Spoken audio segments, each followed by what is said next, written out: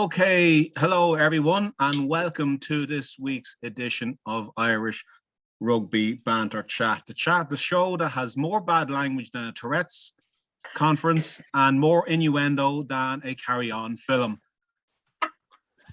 So welcome to everybody from whatever time or time zone you wish to join us from. Joining us this week, speaking of time zones, is the wonderful Zakaya Svitanovic, coming all the way from the UAE. Hi, how are you doing, Zakaya? How are you? Yeah, good thing. And thank you for having me on this evening. Not at all, Zakaya. Anyway, just moving on to introducing the rest of the motley crew here. We have Peter Burke, the monkey grinder behind the scenes, the man with the fantastic hands and hand gestures, the beautiful Sarah Doyle Duffy, fresh back from her honeymoon in New York. The West is certainly awake with James Grennan, and there's Daniel Boy there with his heifers in Kiri. How are you doing, Danny? Good now. Fine now. Our wonderful spice bag expert, it's Claire Devaney. Good evening, Claire. We cannot hear you, but it's wonderful. It's wonderful, Claire.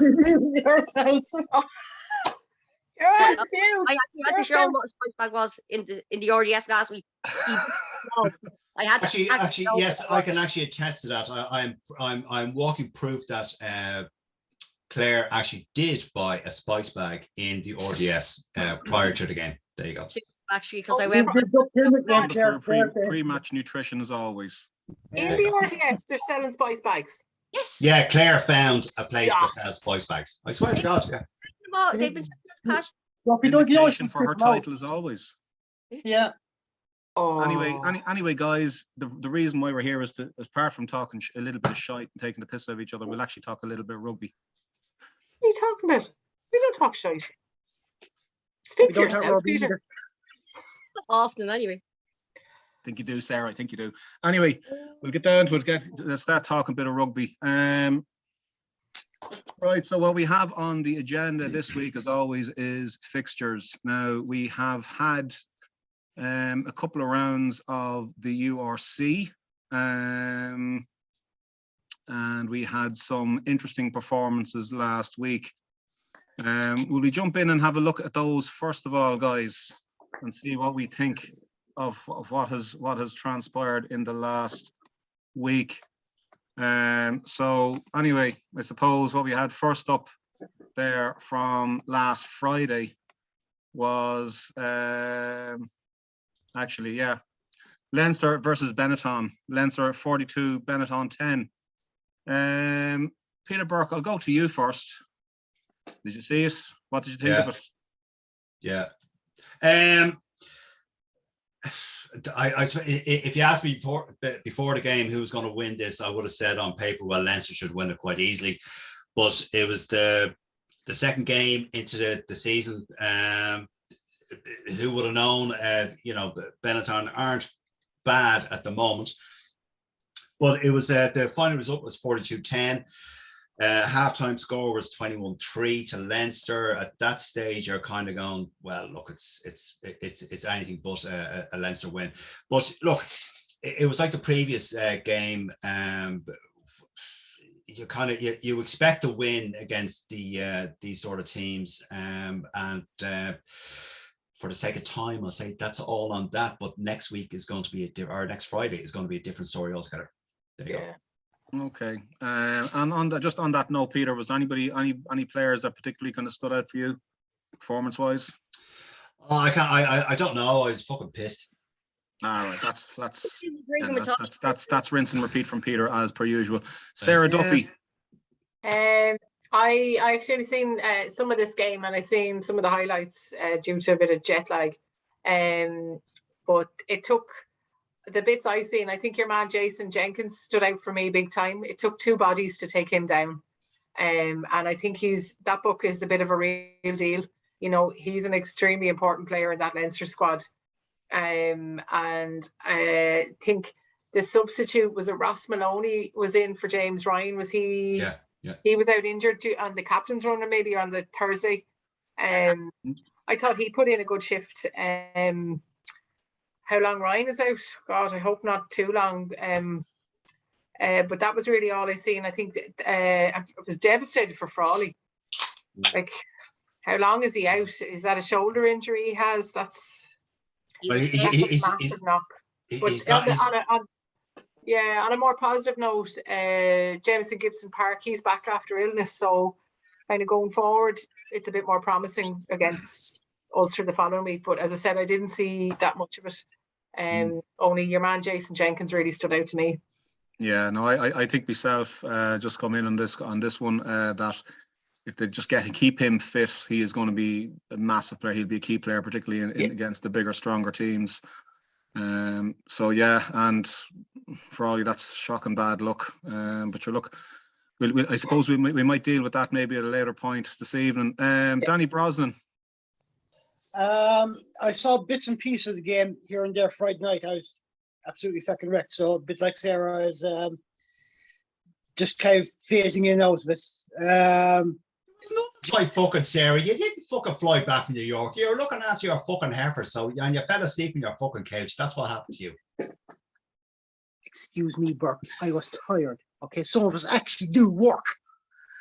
But no, from what I saw of it, anyway, by the way, I wasn't absolutely scuttered like yourself. So, just saying.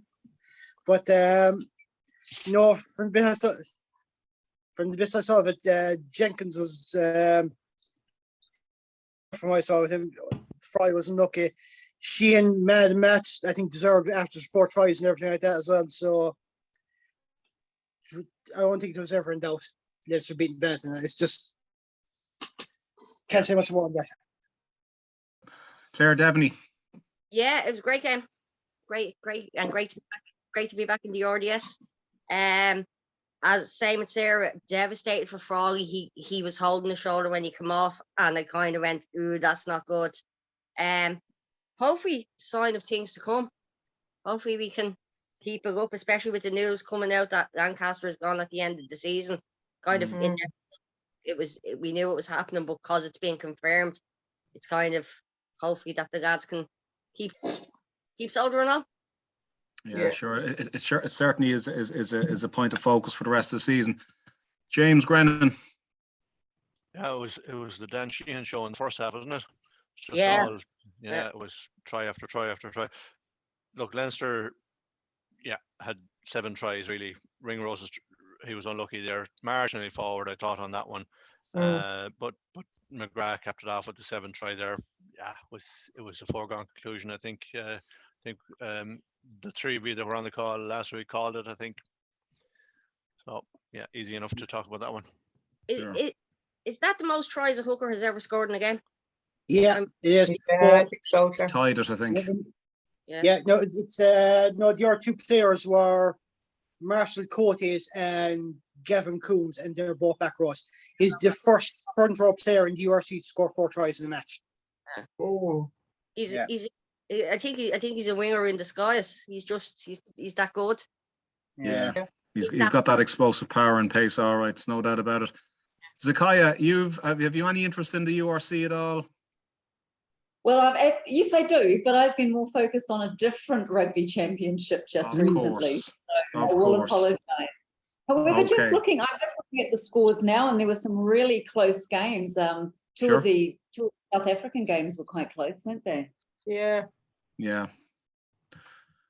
That tends to be the case, all right, with those teams. They play a winning style of rugby, even if it's not perhaps the most pleasing on the eye. Yeah. We're not massive fans of South African teams. Zebri were very unlucky not to beat Sharks. Yeah. That was a fun game. Yeah. Well, I mean, I definitely missed them from Super Rugby. They added a different dimension to for us. And they're such tough competitors. I mean, you really know where you stand when you're playing South African teams, don't you? Absolutely. I'm surprised the South African teams actually left Super Rugby, to be honest with you. I think them being there was better, not only for Australia, New Zealand, but better for South Africa as well. It's So it was the traveling, Danny. You're traveling. Okay, I know they're in the southern hemisphere, but the distance from South Africa to Australia and New Zealand, it was the distance sure. easier for them to Yeah. travel. Yeah, they always quote that in 24 years of Super Rugby, they won 3 times. They had a 30% win rate. New Zealand's got had a 70% win rate, and Australia had a 17% win rate. So even though the travel was, obviously travel and time zone plays a big factor, I don't remember that being a factor in the years they won. So as I said, I do miss them. They bring such a different style of play to the New Zealand teams and the Australian team. And I think in what we've just seen with the All Blacks, I think we've missed that really hard competition. But I think that there was quite a few reasons why they wanted to leave Super Rugby, and I don't think it was just time zone and travel. Right. Fair point. Well, okay. Well, look, we'll move on. We're going to come back to the Rugby Championship. I assure you, Zakai, I have a couple of very interesting questions for you. Moving on to the Scarlets versus Ulster game. Danny Brosnan, did you see it? I didn't. What did you think of it? I didn't see any of it. I didn't even see the match. I didn't even see the highlights of it. But I was watching keeping an eye on the match that we had going in the group right, because I was covering some of the Connacht Stormers match, which was on half an hour later. But I remember saying last week that Ulster needed this performance, and judging by the scoreline and the way Scarlets are working back, they proved themselves that they can rise. They can get the results that away from home, which they kind of struggled with last season. So I'd say we could see a fairly good Ulster team this year, to be honest with you, in terms of contention. Yeah, they're actually leading the stats as regards attack after the first couple of weeks. So that'll be interesting to see now going forward. Okay. James, did you see the game? I was watching the Connacht game. Obviously, it was on at the same time. So yeah, look, I think Ulster built on what they did, unfortunately, to us the previous week. And yeah, they look pretty impressive this season, and I think they'll be thereabouts in the shake-up. Look, we're only 39 points behind them. Not all lost yet, Very good. Keep the sense of humour, James. You might just need it. Yeah, I will need it, I'm afraid. He's a Connacht supporter. Of course, he needs a sense of humour. Absolutely. Claire Devaney. I actually didn't see it. The son was playing a match, so I was watching that instead. Oh yeah, family first. That happens. So you didn't see the highlights or anything else? No. Didn't get a chance to. Fair enough. Sarah Duffy. Yeah, I actually seen a good bit of this game. Ulster really came out of the kind of the Blacks firing all steam against the Scarlets, and they kind of looked like they knocked them for 6 a little bit, I thought. But that Cooney, he scored a good few points for them, didn't he? 30 plus. He was fairly impressive now. And I actually think he deserves a call for the Ireland team. He gave himself that kind of international recognition himself, just been on the pitch. But it was a bit of a mad game, I thought. Seemed it was kind of free flowing at one stage, and then they were scoring tries for fun at one stage. That's the way it looked to me. But Ulster usually get it fairly tough. They give it fairly tough to Scarlets. But yeah, it was an enjoyable game to watch, I thought. And I think Danny's right. I think Ulster are the team to kind of watch this year. They are coming out of the traps quite quick, quite strong, and they'll do everything they can to make an impact this time round. Actually, sorry, to cut across you there. And I know listen talking, so don't worry. Oh, sure, I let you this time. But what's the story with the 3-year set down rule from playing international rugby? how does that affect people? Because the 3-year step down rule if you haven't played. What the fuck are you talking about? We're talking about the Ulster fucking Scarlets game. Would you leave that till? Would you go on there with that? Hang on, I'm making a point regarding one of the Ulster players. Yeah. Now, there's a 3-year step down rule if you haven't played international rugby for 3 years. That I think that it's happened with Joe Brown in the women's, where she played with England last time in 2019. Yeah. But since she's Irish qualified, she can play for us now because she hadn't played for 3 years. Now, Yeah. I think John Cooney, he's got a Scottish relative, either parent or grandparent.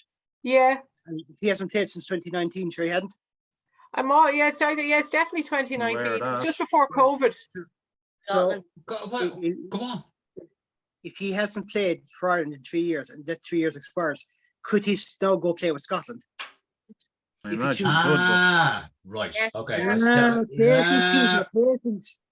Patience. it was worth waiting for, Peter. It was worth waiting for. He got there Yeah. in the end. It's like me fucking clean underpants coming out of the washing machine. Worth waiting for. Go on now. Ella. That's a demonstrative BMI. issues, then, Peter.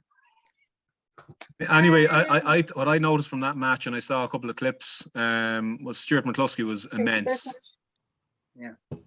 Stuart McCluskey was immense. There's a few clips of him. He absolutely busted Jonathan Davies, sat him down like proper, came on the charge and literally put him. Oh yeah. Do you know, Peter? I was Very reading juicy that- offload that- from McCluskey. You're right. I totally agree with you, Peter. Do you know what? He's only got 5 or 6 caps for Ireland. Yeah. Mm. Yeah. I said last week, McCluskey and Ringrose, centre partnership. No. Well, Yeah. all I'll say, McCluskey, is if he keeps that form of Ulster keep going the way they're going, McCluskey, it'll become a cry. It'll become a shame as regards why he doesn't get into the team, because let's face it, a certain other player who we won't name, but I'm sure you'll figure out. Oh, James is smiling already. I'm not. yeah. I'm not going to mention his name, but Bundyaki. You know what I mean. I won't mention. Ah, he's Inside a great centre. player. Anyway, Peter Burke, Yes, your what? opinion on that Scarlets match? I thought that was probably the best 15 minutes of rugby I've seen Ulster play in years. But typical of Ulster, they couldn't keep it up. But now I know they won the game, but I mean, 15 minutes they were attacking, they were finding holes, they were going through the centre, they were. Stop. What the fuck are you laughing at? What's wrong? What did I say? Christ, Too this much too gin for early Duffy. this shit. What did I say? Danny started laughing. Oh, sorry. Nothing. Okay, carry on. No, but We're trying to find holes. Go on. oh, Or go they were on. sorry. They were trying to find holes. Yeah. Go I said on. they found holes. Oh, that's even better. That's even better. There you go. But no, but they did though. It was the first 15 minutes of that game. Ulster were world class. Then, like always, these things, the opposite. Sarah Duffy, for fuck's sake, would you stop?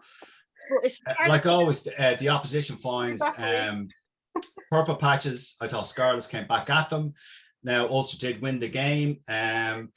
Yeah, I thought it was good. Overall, a good Ulster performance. John Cooney, very good. The centre partnership worked very well, as it did before in the last week. Yeah, so Ulster, I tell you, it'll be a tough game next week for Leinster on Friday. Just talking about that Ulster Scarlets game, is it that the Scarlets players part is not in it with the talk of them going on strike and all? No, I don't think so. I don't think that was it. Sorry, Claire. I don't think that was it. I mean, it doesn't matter what goes on in the background. If you're on the pitch and you're wearing that jersey, you want to win the game. I suppose Worcester the weekend, yeah, they went out and absolutely annihilated Newcastle and then went. There you go. Like ultimately, just on that score, I'd say an awful lot of those players will be fighting for their contracts and their futures. If their club isn't bother, they'll be going to be playing for themselves, and never mind the team. Yeah.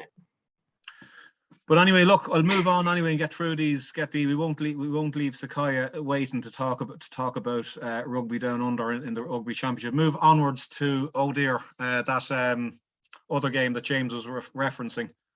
That away match against the Stormers. James will give you the tiller this time. Good, wasn't it?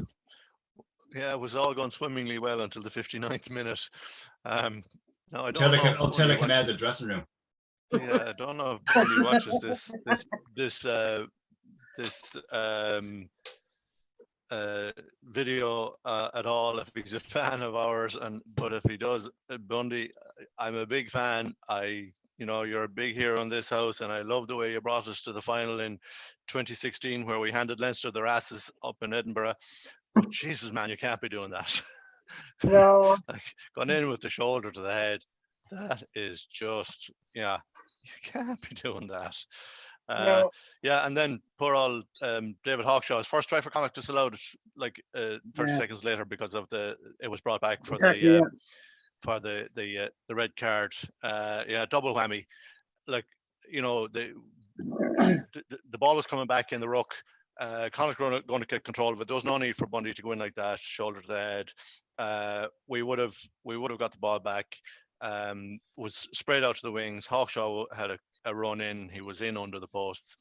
Yeah, that brought us right back within, I think, 3 points of the Stormers at that stage. But then all that was cancelled out, and then yeah, it was game over after that. Yeah.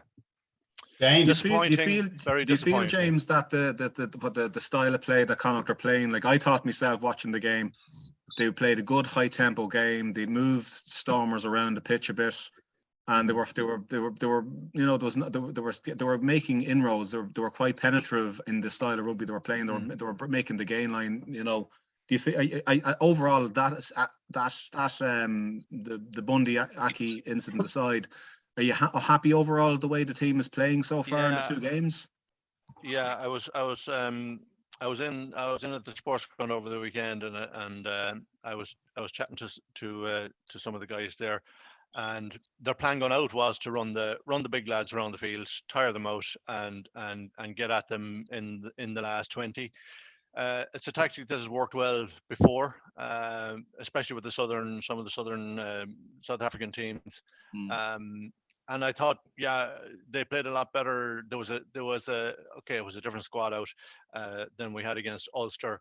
There was a bit of a bite to it, and it looked like they were shaping up for a strong last 20 minutes. But then with the red card, that just ruined everything. Just not to harp too much on the Bundy incident, but the back chat to the ref and the officials. That was probably more disappointing even that at his level, he's an international player. We're huge fans of him in this house. He's an absolute hero in this house here. The kids have had their pictures taken with him. We meet him regularly. He's an absolute gent, but that's on the world stage, and it's disappointing. He should know better. But James, Peter, James, can I ask you a question now about that? Were you, and in your family and in your household there, were you actually shocked? Would you describe it as being shocked as to what Bundy, his reaction was to the officials after he was red carded? I was and I wasn't, because I had been listening to some of the commentary on the radio, because I was traveling with kids from sport as well, so I was in and out watching some of it. But the commentators, they made a point of pointing out how riled up Bundy was before he came on. He was on the sideline. They referred to him like he's like a caged animal bursting to get onto the field. Yeah. So when he came on, and one of his first acts then was to do that, like he the red mist was down. The team weren't where he probably thought we should have been, and he lost run of himself. So yeah, surprised at the reaction, but then again, having heard the commentary in the moment, wasn't surprised that it actually transpired. Peter Burke. Yes. The game. Go on. Connacht. Well, I'll say it, Peter. I'll forgive you this time. Don't forgive him. He says this thing every week. He has this catchphrase he uses every week, so you'll hear it. I thought, look, Connacht had. I watched the game. Well, most of it. You're probably too hungover to watch that game, were you? No, I shut up. I watched the fucking game. The most Did because you? it overlapped with the previous game. So I watched. I had it on record, and I lost the TV remote, so I couldn't. So anyway, I watched it. So I won't go into it. I thought Connacht again, like last week, James. I said it to you last week, and I said it to you last week. There was no sense of attack in Connacht. I'm going to use my catchphrase. Connacht were shite. And they were, I think most Connacht supporters will say that. There was no, they were just clueless, like Munster. They were just clueless. They just, I don't know, it was just incredibly frustrating. I don't, it just gives me a headache fucking thinking about it, because we've a World Cup coming up next year, and we need all 4 provinces to perform. And currently there's only 2 performing, and it's not Connacht and it's not Munster. Mhm. Okay, Danny Brosnan.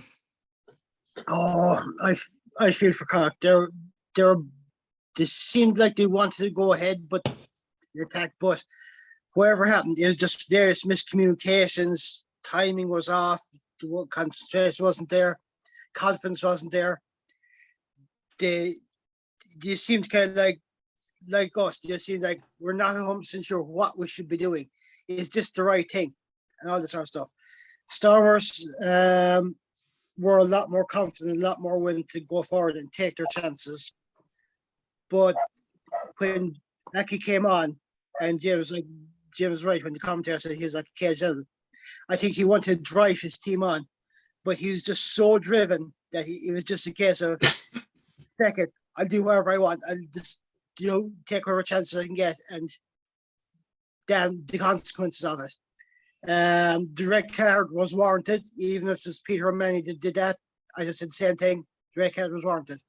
But I think the back chat, as surprising as it was, when players are that worked up and that driven, they tend to kind of lose the run of themselves. So I think in the heat of the moment, that's how he was feeling, that's what he was thinking. But look, I'm sure he kind of regrets it afterwards. I'm sure most players would, but no, I think once Stormers had the extra man, that was it.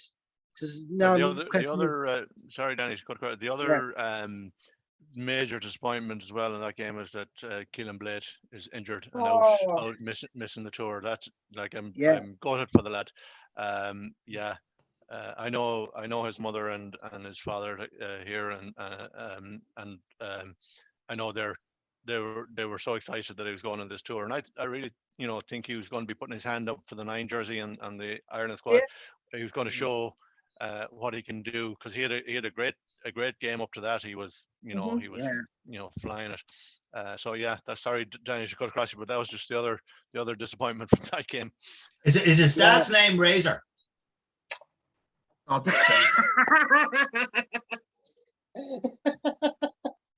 probably his nickname. Like your man Blade Kinghorn. Oh, Blair! Oh, Jesus! Don't bring that back up, Blair Kinghorn. Blade. What was his name? No, what's it? Who's your man who plays for South Africa? Something Cock. No, it is. No, he's a second South African or Australian. Vincent Cocker. Yeah, he's the prop. Cock. There you go. Yeah, all right. Come on, carry on. Okay. Koch, Cock. There you go. As you were. Come on, carry on. Anyway, Sarah, did you see the game? What did you think? when you finished laughing. Focus. Yeah, I did see the game. I actually thought the defense was kind of porous from both teams. A lot of their set pieces were a little bit flaky, and the attack just wasn't good enough to make sufficient inroads, really. But to make matters worse, as James has already mentioned, for Connacht, when they lost that scrum half, Keelan Blades, that was nasty looking, that ankle injury. And then obviously it was there was a couple of other negatives there. Hawkshaw, who despite he had some kind of good stuff in the tank, but he missed 2 penalties to touch, and then he threw a forward pass, and then Blade and Prendergast, they both got injured. Like, the wheels were falling off it for Connacht. And then it was disappointing by Aki, seeing as he's going to missed most likely miss a good few matches because of that. And it was a clear red. You know, the player was hands on the ground, and if, you know, it wasn't as if Aki could go under the player given the position he was in, but Bundy Aki he basically flew in from a distance without control. Yeah. Like, Jesus Christ. Like, but up to half time, I thought it was in a little bit of balance. But, you know, the number of try-stopping infringements that Stormers should have put more in place. And on a positive note, that Tiernan Martin, is it Tiernan Martin? Yeah, He Dylan was Dylan excellent Tierney in the Martin, yeah. lineouts. Yeah, he was excellent in the lineouts. I thought, you know, but the fixtures that I think they have ahead of them and the emerging Ireland, that emerging Ireland, that's gone wallop for them. You know, it was always going to be a difficult start, I think, for at the start of the season. But you know, I just think it was a feeling of frustration in that team. But they're the rules, and he's a massive dent in their squad like now. Yeah. Yeah. Claire, Yes. do you see it? I seen bits of it. I seen the Bundy incident. Clear red, but I think the way he behaved afterward, I know we talk about the heat of the moment and stuff, but the way they're going now, they're trying to respect the ref and not getting the refs abused. I know there's comparisons being wrote in the papers about the way rugby refs are treated versus the way GAA refs are treated, and then you see do something like that and you're kind of going, oh, okay. I understand the heat at the moment, but I'd say he's regretting it now, and I'd say his ban will probably be 6 weeks. Yeah. Easily. Claire, Zakaya, you've obviously Bundy having come originally from Auckland. Is this consistent that this has always been the case with him? Have you had recollection of seeing this from him when he was playing Super Rugby? Not really. I mean, I was the tackle, to me, that's, you know, those tackles are made sometimes, aren't they? Especially when the players are sort of, as you say, like, you know, they're really pumped up and everything. But for me, it was the back chat afterwards. I mean, I was surprised at that. I mean, I understand why. I understand adrenaline flowing and all the rest of it. But to me, that seemed more out of character than the tackle, if that makes sense. Sure. Yeah, no, I think we all agree that you know, this issue that like it's not so like back chat to referees. They can have it in other sports, but it's not what we do in rugby. No, absolutely. And that picture there that James is showing up, that is Aki. That's Bundy. What's Bundy's all about from what we've seen of him, what I can certainly see him. He's family first. Oh yeah, he's a absolutely. top bloke. Which is very much a Pacifica trait. When I was in New Zealand, when I met him in New Zealand outside the hotel, he nicest man you can be. He had time for anyone and everyone that was coming up the road, asking for photographs, asking for chat. His family were there, and they the whole family, the sisters and all, they were all really nice. So it wasn't your piece of chicken he stole out of the chicken box outside the yeah. That's right.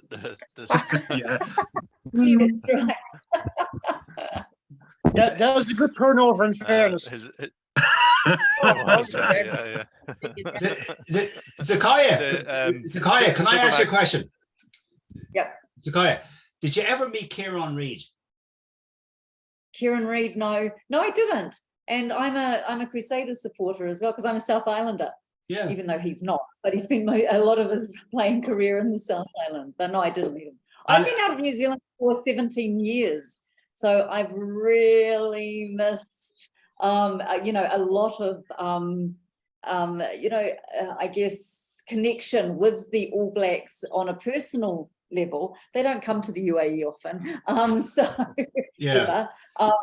So, I mean, before that, I mean, you know, when I was at university down in Dunedin, used to go to the tests, and of course, you'd see the guys, you know, walking around town and everything. But oh my God, you know, I'm talking about back in the Jeff Wilson days and all that kind of. Yes, I'm very Jeff old. Wilson. What a great, yeah, what a so- great winger.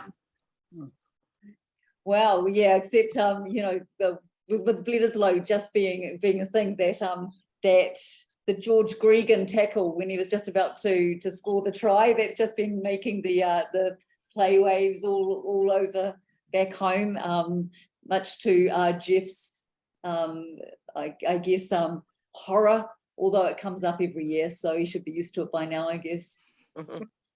Probably a bit of an act. Probably a bit of an act.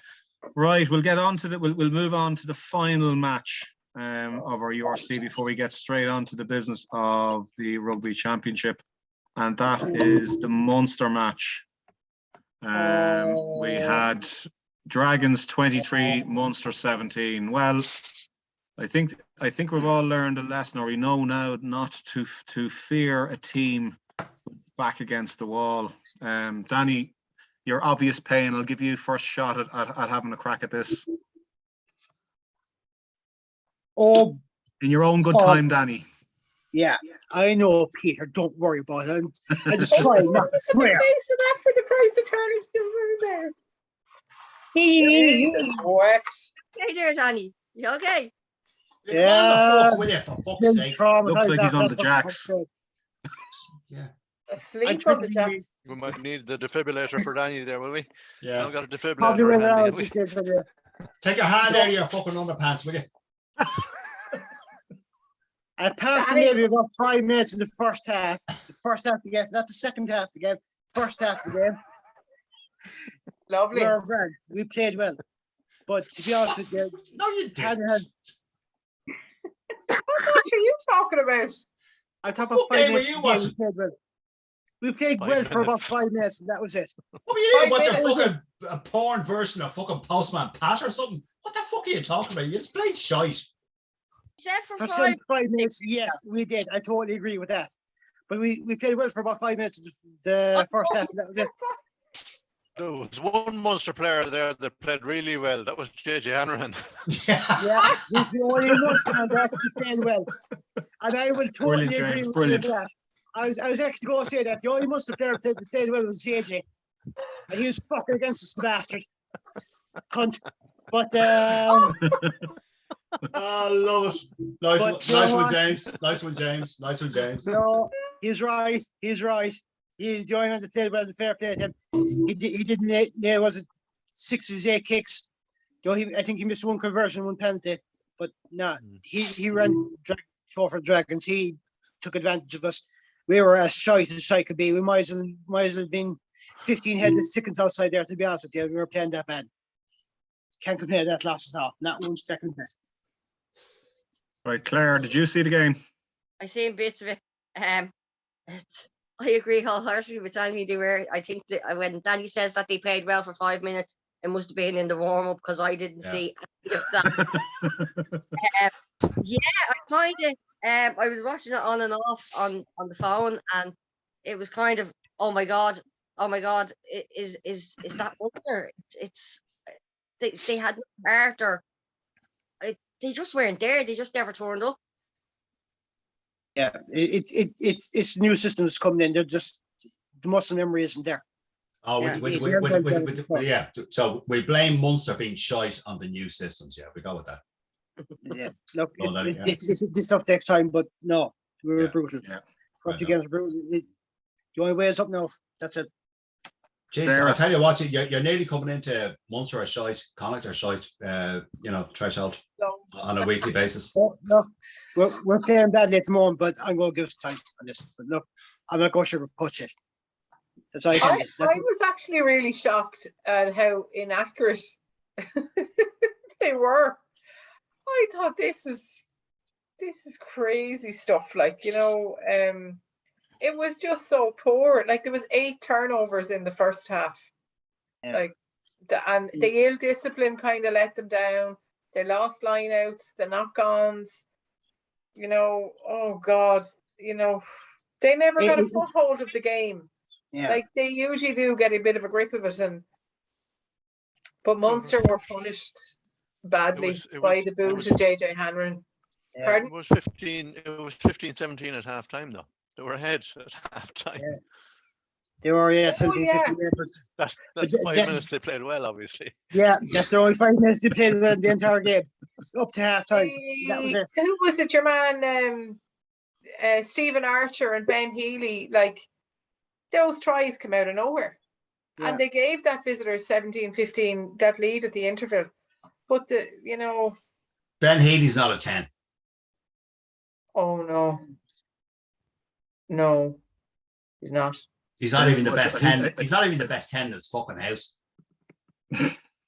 No, I No, agree. But what aggravated me even more was we didn't create. I don't think we created one clear-cut opportunity in that second half. And we No. could have. And to be honest, if we had one or two penalties, we could have secured it. But no, we lost it. No one to blame but ourselves. And a lot of the kind of tweets and the social media and the news feeds and the reviews were saying like, oh, Munster upper management are now paying their mistakes for holding on to the Van Grand for 6 months. No, kind of all this knowing he was gone and he was on the road, he was on the way out the door and all this. But I don't think it's always going to be a hard way to start the season. Away from home, new coach, new setup, and the players are in that kind of new style of play as well. Yeah. That was a clusterfuck when he left it the way he did. He left it in complete mess, organized chaos, and I give them the credit. They are trying to pick themselves up, but they didn't. They might want to start this weekend, not last weekend. James Grennan. Yeah, just a couple of things from that match. I think Rio Dyer, that guy's he was electric. He left Zebo for dead. He broke through two defenders there. He went straight through the middle of two of them. I don't know what the defense was like there. The other thing, the Dragons fans seem to be singing the Ulster song, "Stand Up for the Ulstermen," or what? I don't know what they're singing. It sounded awful like that during the game. And the final thing I have on that, Keenan Knox wasn't playing, was he? Don't think he was he? No. Craig Casey was on, all right, but the week before, my young fellow was very confused between the two of them, Keenan Knox and Craig Casey, with the two hairstyles. So I had to explain to him. I said, this Craig Casey is near, and that Keenan Knox is far away. The only difference between Is there anything to be said for another mass? Here, far away, love it. So Absolutely brilliant. the Absolutely brilliant. hairstyle, they were just. But Rio Dyer show. I think Zebo just got left for dead. I don't know what was happening to him there. Times in that game. Too much rich food in France. So he was over Zebo is lost his turn. fucking shite. Oh. Right? He was good about 5 or 6 years ago. I've said it about Bernard Foley last week or the week before, whatever. And I put a post up. Zebo is one of the most overrated fucking players on the planet. Right? That's it. You really need to get off the fence, Peter, and tell us what you really think.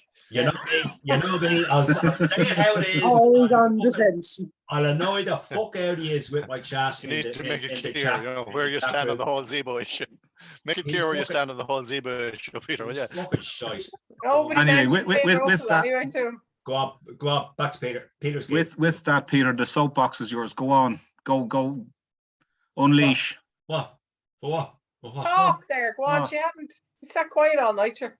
Yeah. What am I talking about? What am I talking about? You're talking Monster complete Continue bollocks. on. You can hit unpause your pause button for the rant on Zebo and tell us a little bit more about what you thought of the match, please. Oh, sorry, the Munster game. Oh, Yes. No, Oh, not the should've Monopoly got that game you were energy playing with back. yourself there about an hour ago. Hold on. Your Hold hand on. out of your jaw. Oh, Hold God. on. Here, No. come on. Hold on. No, I thought, geez, look, I saw the game. I thought God. Munster were Time is this? Did I not answer this already? I thought I did. I thought most were shite. Just like listening to you waffling on. Go on. Yeah, well, here, listen, your fucking nickname is the Waffler. Your nickname is the Waffler, not mine. It's like the role reversal of the Perry here. Come on. It's like the two boys up in the stand in the Muppet Show. Statler and Yeah. For fuck's sake. Wardolph and whatever his name is. No, I thought most were shite. I'm not going to go on about it. I thought because we need to go on to the rugby championship. I thought most were bad. They haven't found their rhythm. They haven't found their skill set if they have one. But no, it's going to be another.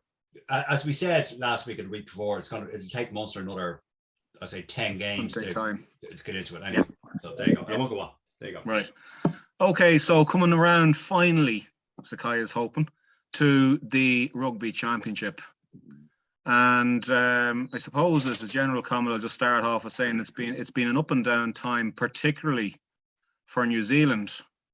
Like I suppose, Sakai, my question to you is, after the summer that the All Blacks have had, and even into since last year, with the number of games that they lost and possibly other ones that they probably should have won, where are the All Blacks now? Where are All Blacks fans with Ian Foster, given the silverware brought home?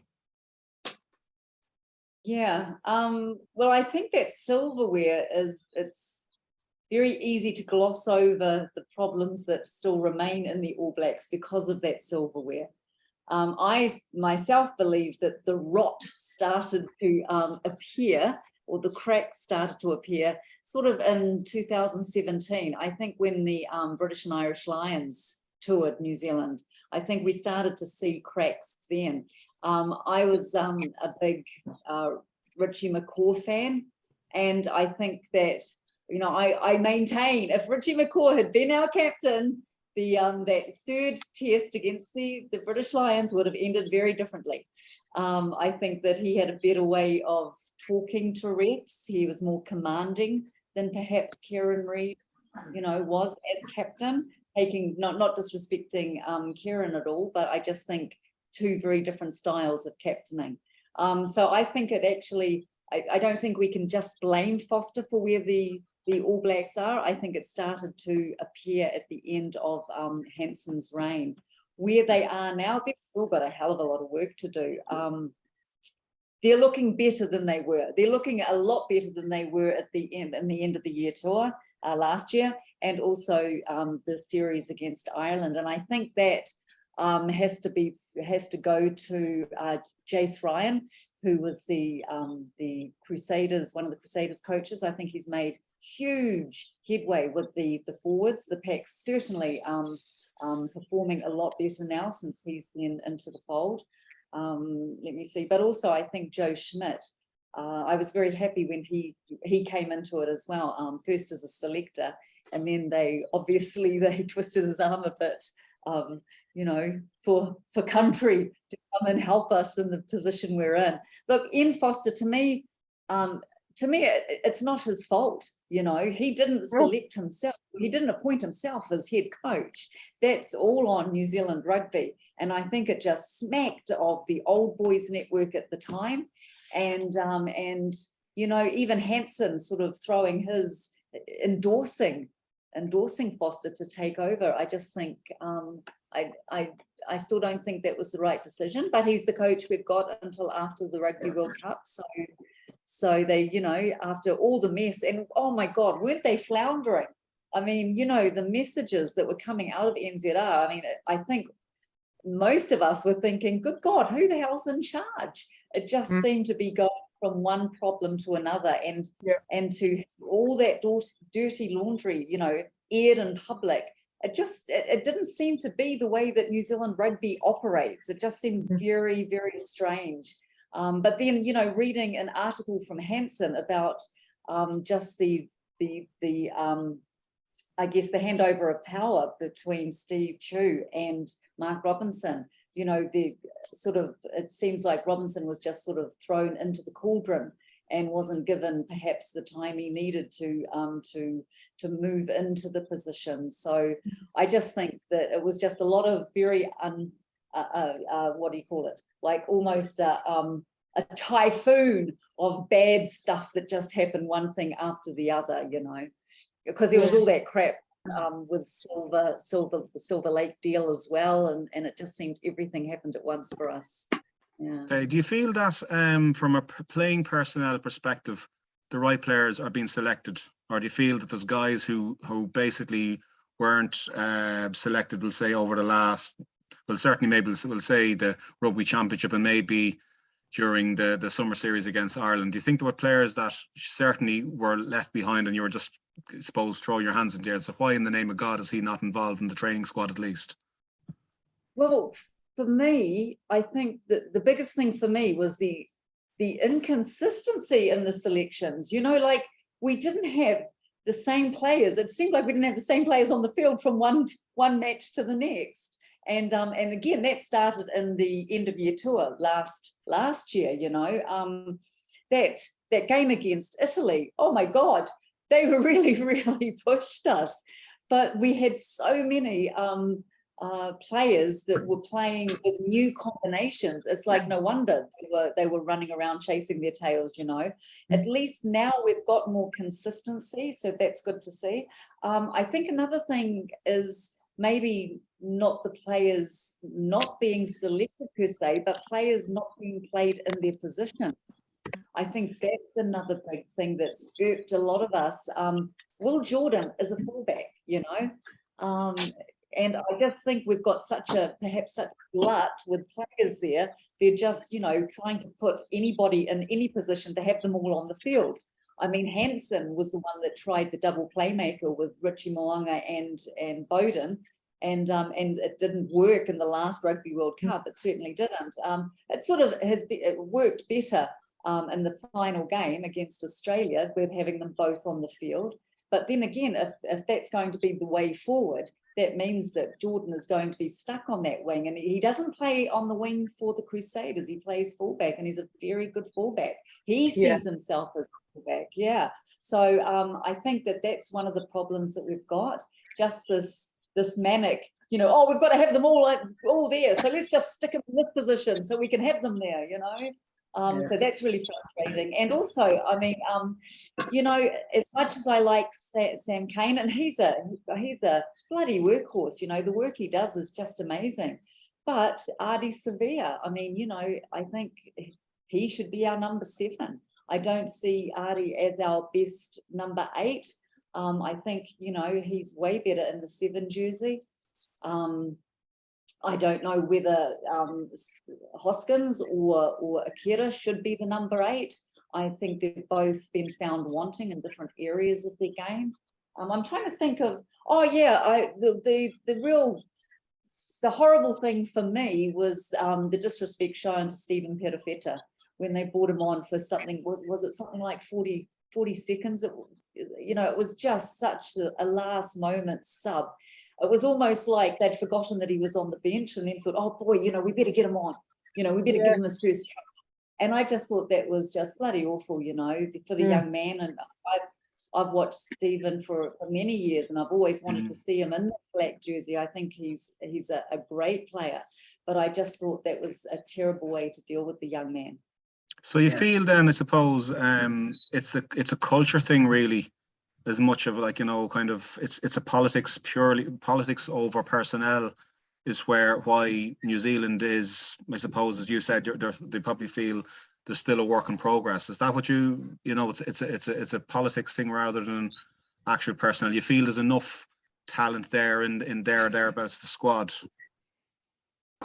Yeah, I do. I think there's a what we call, you know, there's a little bit of mongrel missing from our forwards. Dane Cole certainly brings that sort of niggle that you need in the forwards, you know, he brings that in with him. I think that the talent has always been there, but without nurturing, you know, without the right person in charge, that talent can very easily go to waste. And what we saw in the Ireland series, I mean, that first match, I remember thinking, oh, thank God, you know, we're back to where we should be after the disastrous end of year tour. But then, you know, Ireland obviously did their homework and they really worked hard and sussed us out. And then they came back stronger and we had no answers. I mean, we looked like deer in headlights, didn't we? I mean, it's not often I can remember seeing the All Blacks look so undecided and look like there was no leadership on the park. And that's how they looked for those 2 matches against Ireland. So I think that they've certainly improved since then. Again, I like Sam Whitelock as our captain. I think that he's a more visible captain than Sam Cane. You see him talking to his players. You see him, you know, rallying his players up. You see him talking to the ref. And let's face it, captains have to do that. So I think that he's better with that leadership. Yeah, it's interesting. I mean, there's always politics, isn't there? Whether we like it or not, there's always those, you know, and obviously coaches have their favourite players and they stick by those players. I mean, Hansen came under a lot of fire for his bromance with Sonny Bill Williams. You know, a lot of people were like, you know, why is he always being selected? And he was a fabulous player, but there were other people sort of chomping at the bit to get on as well. So that's one of those arguments that come up time and time again. I think that, as I said, I believe the cracks started to show way back in 2017, and I think there were a lot of games we potentially could have lost, but it was the talent that got us through in the end. You know, I mean, even going back to 2013, remember that game in Dublin? And you guys, you know, you were beating us, and it was so close to the end. And I think, who was it? Ryan Crotty just got over and scored that last-minute try. How many times has that happened with the All Blacks? So I think that, I mean, the win rate has really glossed over a lot of the problems for people. You know, because as long as you win, who cares? Type of thing. So I think that we missed a lot of warning signs. Yeah. Yeah, but Zaki, can I ask you, do you think that this bad patch since last World Cup, do you think that's actually needed to give New Zealand the motivation to improve again? I said, look, we have this. Yeah, because absolutely. Because I think everyone's just following Irish rugby here in the 90s, including myself when I was a young lad. It wasn't a great watch, but then through noise and stuff, I think it motivates us to get better and get us where we are now. So hopefully, I think New Zealand can get that sorted sooner rather than later for them, because I think we absolutely, we need to put the rest of this. And it was, you know, it was quite funny for us reading all of these articles about the downfall of New Zealand rugby. New Zealand rugby is dead, you know, the king will never rise again. And it was like, yeah, you just keep watching. Because it's a cycle, isn't it? All teams, it's up and down. And I mean, you know, there's that saying, who motivates the motivator? I mean, it must have been really hard for past All Black teams to, you know, maintain that standard for so long. So I think this is a really healthy thing, and it's probably, well, I'm glad it happened the year before the Rugby World Cup and not in the Rugby World Cup year, because I think it gives you a chance to build and really knuckle down. And I mean, my big hope is that once the professor has finished with the Black Ferns, that they'll manage to twist his arm to come back into the All Blacks for more rescuing, because I don't think our problems are over. I think that I think we're on the road to recovery, but I think it's a long road, and I think we've just started. Do you think Zakaya, Ollie Jaeger, talk to me. Sorry, what was that? Ollie Jaeger.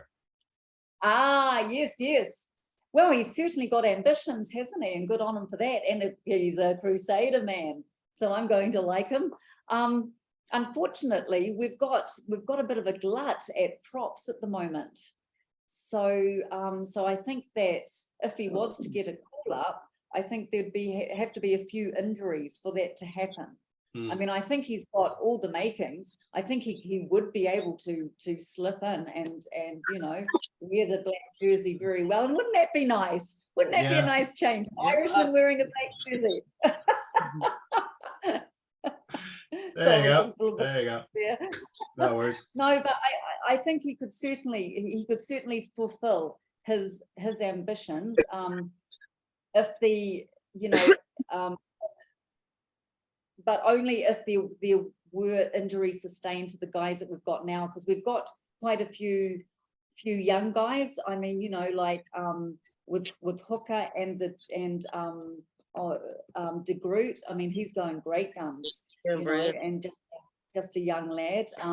And also Bauer. I mean, he's not that young, but he's sort of a newbie as far as the props go. To be honest, I was really surprised to see Offa and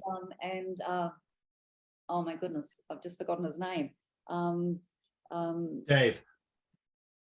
Yeah, the name's just gone. I was surprised to see the two props that played in Bledisloe too.